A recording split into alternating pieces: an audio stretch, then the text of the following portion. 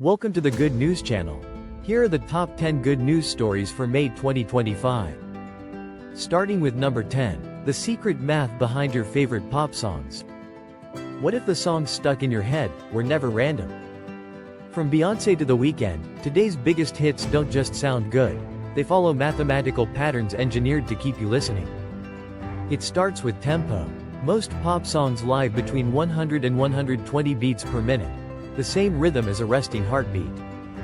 It creates a natural groove that feels instinctively familiar. Then there's structure. Verse, chorus, bridge, chorus. This symmetry isn't accidental. It's a predictable loop that builds anticipation and release, like emotional algebra. Repetition? That's math too. Studies show your brain loves predictable patterns with slight variation. That's why catchy hooks repeat 3 to 5 times, just enough to burn into memory without feeling annoying. Even melody lines often follow the Fibonacci sequence, a naturally pleasing ratio found in art, architecture, and Ariana Grande. And behind the scenes, algorithms now analyze millions of data points, chord progressions, vocal timbre, lyrical sentiment, to predict whether a track will chart before it's even released. Pop music may sound effortless, but under the surface, it's a formula, and the numbers never lie. At number 9, we have sisters joyfully reunited after 57 years search by DNA discovery. Have you ever lost touch with a loved one and longed to reconnect? For sisters Trish and June, this dream has become a reality after 57 years. Trish and June, now in their 60s, always held a special bond with their older sister, Geraldine. When Geraldine was just 4, she was placed for adoption. Despite searching for years, Trish and June couldn't locate Geraldine before their mother passed away in 2011. In a surprising twist, hope returned when Trish gifted her daughter an ancestry DNA test for Christmas 2023. Initially, the results were disappointing. Yet just last month, they discovered Geraldine had also uploaded her information. This led to a match that left Laura thrilled. On April 1st, Laura reached out to Geraldine, assuring her it wasn't a prank. Trish was initially skeptical. "I thought Laura was playing April Fools on me," she humorously recalled. But joy sparked when they connected through video before a heartwarming reunion in Somerset 2 weeks ago. Trish described the moment as emotionally charged, feeling an immediate love for Geraldine. They were astonished by their resemblance and shared laughter, creating a sense of their mother's presence. "Having Jerry in my life is something I've always wanted," Trish expressed. Geraldine shared her disbelief, wishing they could have discovered this connection earlier. As they explored their mother's past, they uncovered poignant family history. They learned about Mary's experience at the Bessborough Mother and Baby Home in Ireland, a place where many mothers endured hardship. Reflecting on their reunion, Trish said, "I never thought we'd find her. It felt like a long-lost family episode." They honored their mother by visiting her grave and are planning a trip to Ireland to explore their roots further. This joyful reunion marks a new chapter filled with love, connection, and the wonder of sisterhood. If you know someone who has experienced a similar journey, share this story and celebrate the power of family reunions. At number 8, we have the future of pain management. Introducing Journavx. Imagine a world where effective pain relief doesn't lead to addiction. That's the promise of Journavx, a newly approved non-opioid medication by the FDA. This innovative pill, containing suzetrigine, aims to treat moderate to severe acute pain in adults. The opioid epidemic in the US has made finding non-addictive pain management solutions crucial. Over 727,000 people lost their lives to opioid overdoses from 1999 to 2022. Journavx offers a vital alternative, blocking pain signals before they reach the brain, unlike opioids that attach to brain receptors. The foundation for Journavx stems from over 25 years of research, particularly focusing on sodium channels and pain signaling. Dr. Stephen Waxman's team established that NaV1.8, a specific sodium channel, transmits pain signals without affecting the brain, leading to the development of this unique medication. Unlike traditional options, Journavx works more selectively, preventing pain signals from reaching the brain without numbing surrounding areas. Clinical trials have tested its efficacy against Vicodin, revealing that it can provide similar pain relief. Suzeragen is not only non-addictive but also doesn't induce common opioid side effects like nausea or drowsiness. Unlike local anesthetics, it targets specific sodium channels, delivering a more precise pain management strategy. Journavx marks a significant milestone in pain management, establishing a framework for future medications based on this innovative strategy. As the field progresses, more alternative pain management solutions are expected to emerge. Journavx represents a hopeful start in addressing the pressing need for non-opioid treatments. If you're interested in exploring safe and effective pain management options, consult your healthcare provider about Journavx today. At number 7, it is 50 Make-A-Wish families become royalty at Walt Disney World. Imagine a place where dreams come true. Welcome to Walt Disney World's Once Upon a Wish party.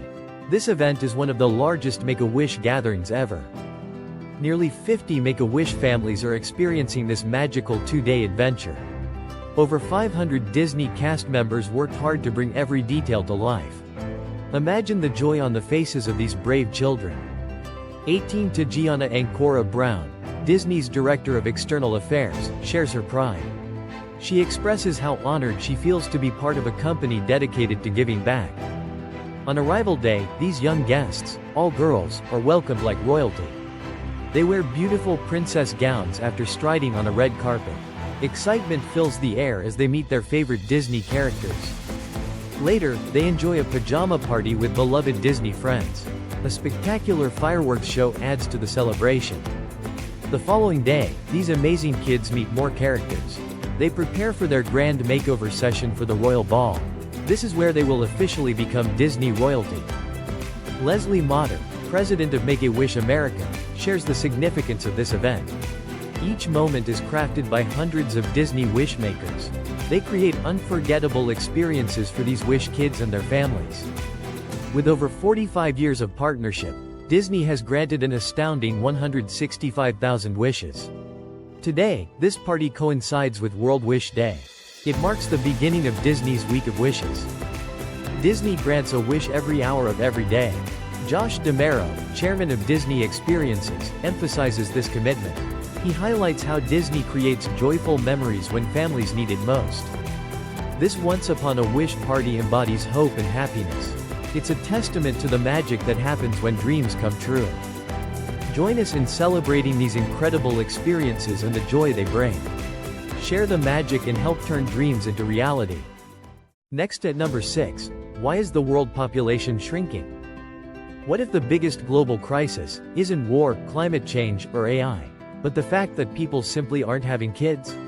Across the world, birth rates are plummeting, and it's happening faster than most governments can prepare for.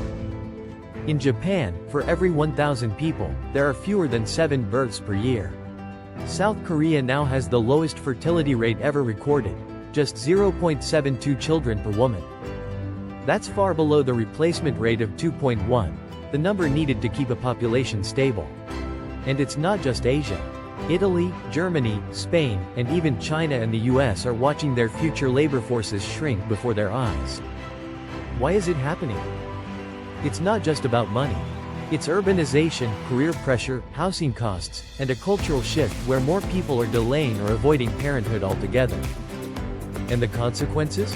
Fewer workers, more retirees, a shrinking tax base, entire industries at risk, and healthcare and pension systems stretched to the breaking point. Some governments are paying couples to have babies. South Korea offers cash bonuses, housing support, and paid parental leave, but birth rates keep falling. Japan gives monthly child allowances, subsidized childcare, and extended maternity leave. Hungary gives income tax exemptions to mothers with multiple children. Even Singapore offers baby bonuses and match savings grants. But these incentives often fail. Because the deeper issue isn't just money, it's lifestyle. People want work-life balance, affordable housing, flexible careers, and social support. One solution? Immigration. It's often the only way to keep economies growing when local populations are aging. Immigrants tend to be younger, more willing to work, and they bring skills, energy, and innovation. But here's the paradox. Some countries are making immigration harder, just as they need it most. Political fears and nationalism are closing borders, even as labor shortages intensify and birth rates collapse. The result? A self-inflicted slow decline. Because without babies or immigrants, the math doesn't work. The world isn't getting more crowded. It's slowly going quiet. At number 5 we have the top 10 inventions that shaped our civilization. What if the world as you know it is just the final version of 10 breakthroughs, 10 inventions that rewired the human experience? You breathe easier, live longer, travel faster, and think bigger. Not by chance, but because of these pivotal moments in human history. Number 1. Fire. Fire, the first true technology. Fire gave us warmth, protection, cooked food, and extended our waking hours. It wasn't just survival, it sparked evolution itself. Number 2. The wheel. A simple circle that changed everything. It enabled transport, agriculture, and machines, turning effort into motion and labor into progress. Number 3. The compass. With magnetized iron and Earth's pull, humans went from wandering to exploring. The compass made navigation precise, unlocking the age of discovery. Number 4. The printing press. Before Gutenberg, ideas were trapped. After him, they spread like wildfire. The press gave birth to literacy, revolutions, and the modern mind. Number 5. The steam engine. The beating heart of the Industrial Revolution. Steam-powered factories, railroads, and cities, accelerating human development like never before. Number 6. The computer. From massive mainframes to devices in your pocket, computers changed everything. How we calculate, create, communicate, and control the world. Number 7. Electricity. It turned night into day and silence into sound.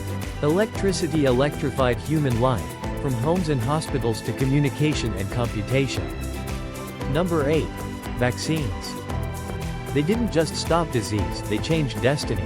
Vaccines eliminated ancient killers, boosted life expectancy, and gave us control over nature's deadliest forces. Number 9. The telephone. Human voices traveling through wires. The telephone collapsed distance, transformed relationships, and set the stage for a global network. Number 10. The Internet. The digital nervous system of the modern world. It rewired how we work, learn, connect, and think, compressing centuries into seconds. Thinks of others that should have made the list, while ponding life without the listed 10. At number 4. True love in the animal kingdom. What if true love wasn't a human invention, but a survival instinct?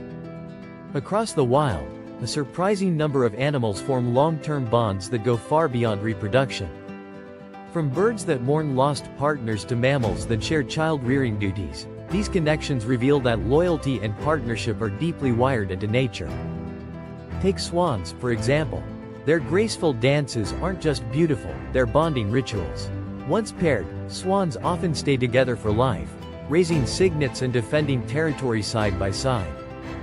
Wolves also form monogamous pairs.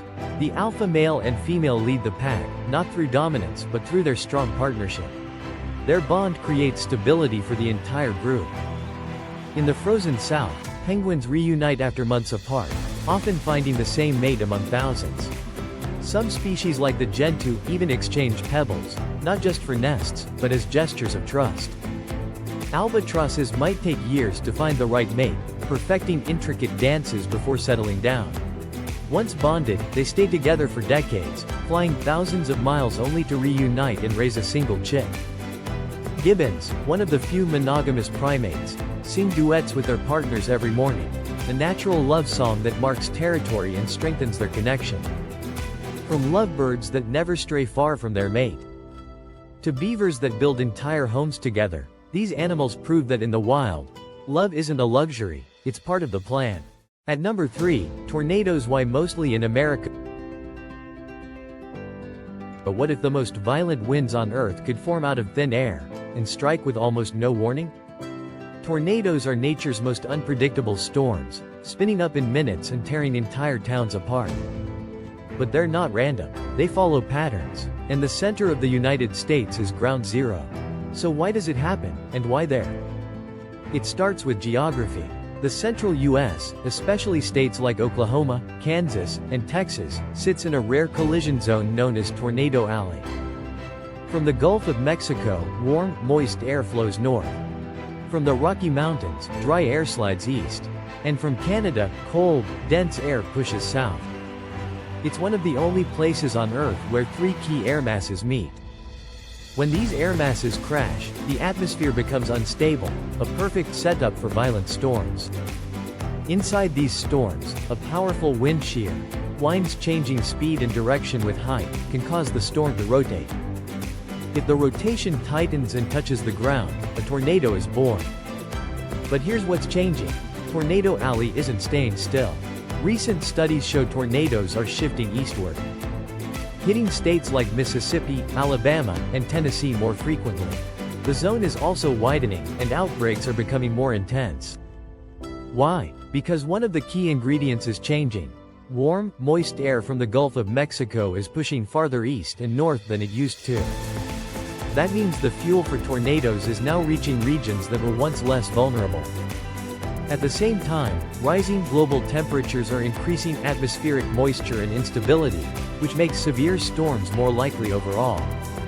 The U.S. has the perfect topography for all this: flat, open land with no major east-west mountains to block the clash of air masses. Tornadoes aren't just random acts of destruction. They're the result of a deadly recipe, and the ingredients are changing. At number 2, how states' lines were drawn. What if the shape of your state wasn't about geography, but power? The borders of the United States look clean on a map, but behind every straight line and jagged edge is a messy story of war, compromise, politics, and ambition, often over centuries. Natural geography, rivers, mountains, and lakes often formed natural borders: the Mississippi River, the Great Lakes, the Rockies. But in the West, many state lines ignore geography entirely and follow straight lines of latitude and longitude, for simplicity and because those areas were surveyed before they were heavily populated. The original 13 colonies had overlapping land claims that extended westward. These claims were resolved after the American Revolution War, with Congress stepping in to divide the land. The public land survey system was used in most of the West to divide land into grids. This is why western states like Colorado or Wyoming have clean, rectangular shapes. Organized by Thomas Jefferson's land policies, this system influenced borders to be mathematically tidy, often ignoring geography or culture. Many borders reflect political compromises, especially over where slavery would be allowed.